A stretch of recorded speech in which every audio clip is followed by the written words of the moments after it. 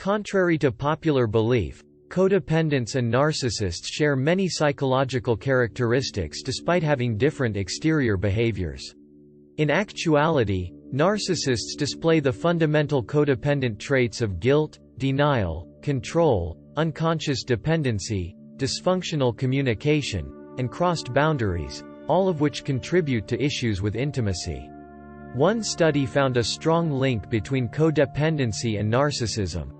While most codependents can be categorized as narcissists, the opposite isn't always true. Most codependents aren't narcissists.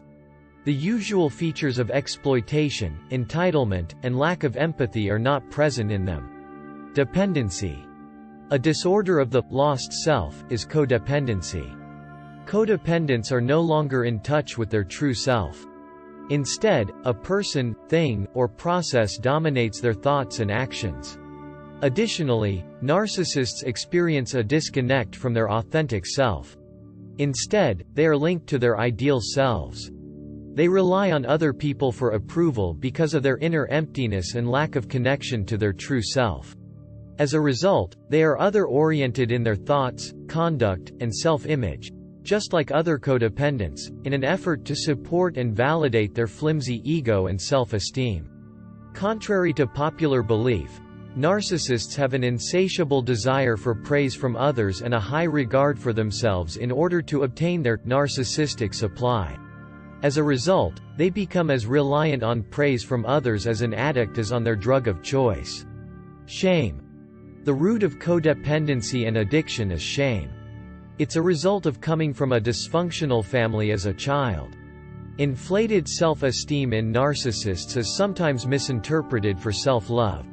Exaggerated self-flattery and arrogance, however, only serve to mask the codependent's common unconscious, internalized shame. Children who grow up in dysfunctional families learn various coping mechanisms to deal with the anxiety, uncertainty, shame, and anger they encounter. Even when parents have the best of intentions and there is no overt abuse, internalized guilt can still occur. Children develop coping mechanisms that lead to an ideal self in order to feel protected. Making accommodations for other people and enlisting their love, adoration, and approval is one tactic. Another is the need for approval, knowledge, and superiority over others. Stereotypical codependents and narcissists fit into the first group. To satisfy their wants, they strive for dominance and control over their surroundings.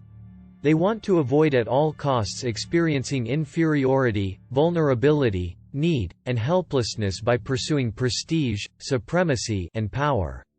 Despite being basic human requirements, these ideals become compulsive and hence neurotic in codependents and narcissists. A person's insecurity, false self, and sense of shame only grow the more they pursue their ideal selves and the further they stray from their true selves. Denial. One of the main signs of codependency is denial. Codependents usually downplay their neediness, sentiments, and codependency. Similar to this, narcissists suppress their emotions, especially those that show weakness. Many people won't even confess to themselves that they feel inadequate.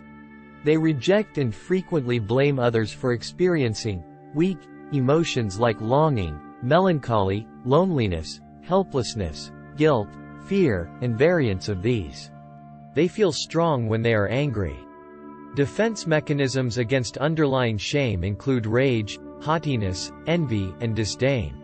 Codependents downplay their needs, particularly their emotional needs, which were disregarded or shamed when they were younger. Some codependents present as independent and willing to prioritize the needs of others. Others who are codependent anticipate assistance from others. Emotional needs are also denied by narcissists. Because having wants makes them feel reliant and weak, they won't admit that they are being needy and demanding. They present a helpless image of themselves. Even while narcissists typically don't prioritize the needs of others, some of them can be incredibly kind and people-pleasing. Their motivations frequently include gaining attention or feeling proud or superior because they can help individuals they view as inferior, in addition to gaining the attachment of those they depend on.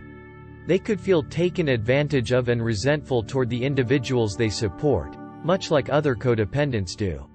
When it comes to requirements for emotional connection, support, mourning, nurturing, and intimacy, many narcissists hide behind a facade of self-sufficiency and aloofness. To prevent rejection and feelings of shame, their search for dominance shields them from the humiliation of feeling weak, unhappy, fearful, or seeking or needing someone. How dependent they really are can only be seen under the danger of abandonment. Ineffective boundaries. Narcissists, like other codependents, have unhealthy boundaries because theirs weren't upheld when they were younger. They regard others as extensions of themselves rather than as distinct beings.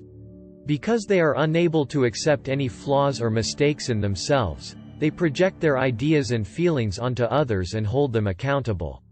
Additionally, because they lack limits, they have thin skin, are too reactive, defensive, and take everything personally. These tendencies of blaming, reacting, being defensive, and taking things personally are shared by the majority of codependents. Although the actions taken and the intensity or direction of the emotions may differ, the basic mechanism is the same. For instance, many codependents respond by criticizing themselves, placing blame on themselves, or withdrawing, whereas some codependents respond aggressively and by criticizing or blaming others. However, both behaviors exhibit disordered boundaries and are responses to shame. In some circumstances, confrontation or withdrawal might be the best course of action, but not if it's a recurring, obsessive behavior. Dysfunctional dialogue. Communication between narcissists and other codependents is problematic. They typically lack the ability to be forceful. Their communication frequently consists of demands, labels, criticism, and other verbal abuse. However, some narcissists are indirect, cerebral, and use obfuscation.